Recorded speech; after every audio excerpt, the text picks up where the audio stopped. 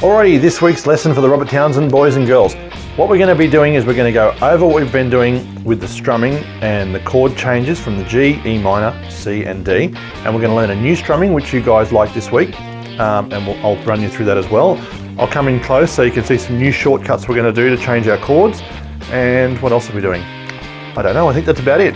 So I'm going to bring the camera in close so you can see what my hand's doing, and I'm going to walk you through the new ways of changing, okay? Special mentions, Joshua, well done. You've done really well with your practice this week. Joshua has practiced for over an hour and it's made a huge difference to his strumming. So Joshua, you're our best strummer this week, I guess, with the new strumming pattern. So congratulations, Josh. And otherwise, you guys are all doing great. I'm glad you're watching the videos and I'm glad you're listening to them, and you're improving your playing. I can see the difference. It's really good. So keep it up. Good work, guys. And let's get to it. So I'm going to bring the camera in close so you can see what my hands are doing and practice along with me if you can.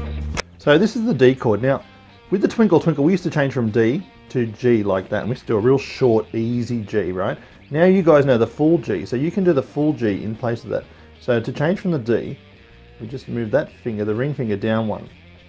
And that gives us a little shortcut to change to the G. So D, move that finger down, the ring finger moves from the second string to the first string, and we can do our G.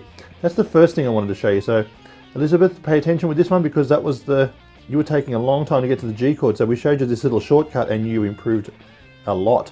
So D, ring finger on the bottom to get to G. So that's our shortcut, okay?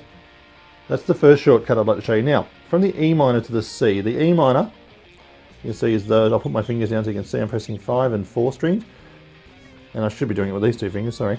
So those two fingers, one there, one there. To change to C, I just put my first finger on the second string and ring finger on the fifth. So it's a sort of a movement like that. The middle finger stays on the guitar and it gives me a shortcut. I have to twist my arm a bit. You can probably see that in the background there. My arm's moving backwards and forwards, side to side, right? I do have to make a bit of a movement, but it can be done. So your middle finger is the anchor and that's the change. So I won't come in close for the strumming because you can see what I'm doing here. So the strumming that you already know is the down, down, up, up, down, up. That's great. You guys are doing really well with that. And to the E minor, down, down, up, up, down, up. The C, remember to use the new anchor trick that I just showed you. Leave your middle finger on and twist. Okay, if you have to move your arm a little bit at the start, that's fine. It'll help. Okay, so that's how we're going to do the E minor to the C. And now the strumming. So, and then to the D, there's no tricks. You just have to take every finger off and get to the D. But you should be good at the D chord because you've been playing it for months with the Twinkle Twinkle, okay? So from C, do your triangle shaped chord, the D, and you'll be there. Okay, so they're the 4 chords we're going to use. G, E minor, C, and D. All right, we're going to use the same chords again for this new strumming. Now the new strumming I'll put up on the screen. The directions now, there's a mute is a new word that we haven't learnt before. Mute just means be quiet, okay? Like you mute your television, you press the mute button. Muting means covering the strings with this hand and making them quiet. So with this strumming, I'll use a G for an example. It's down, up, mute, or slap. Sometimes I say slap because if you slap, you get that extra little sound. So it's down, up, slap. That's the first half. Now you'll see on the bottom it says down, up, mute, D-U-M. So down, up, slap. And the second half is up, down, up, slap. So all together, down, up, slap, up, down, up, slap. And that's one full cycle of the strumming. If you were playing a song that just stayed on the G chord for a long time, you would play down, up, slap, up, down, up, slap, up, down, up, slap. You'd only do the down, up, slap for the first time you play the chord. So every time you change a chord, you should start with the down, up, slap.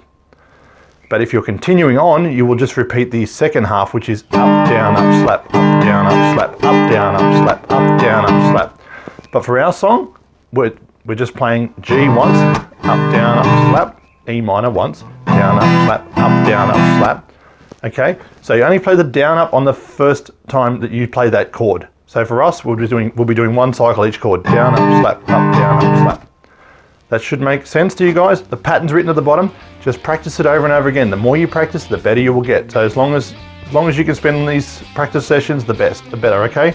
10 minutes a day is good, 20 minutes is better, half an hour is better, an hour is great. If you can spend an hour a day, that'd be great. You'll learn much faster and we can move on. Like I said, Joshua's doing very well. Elizabeth also improving a lot, and Zoe, good as always, and Antonio also doing very well. So well done guys, and I'll see you next week.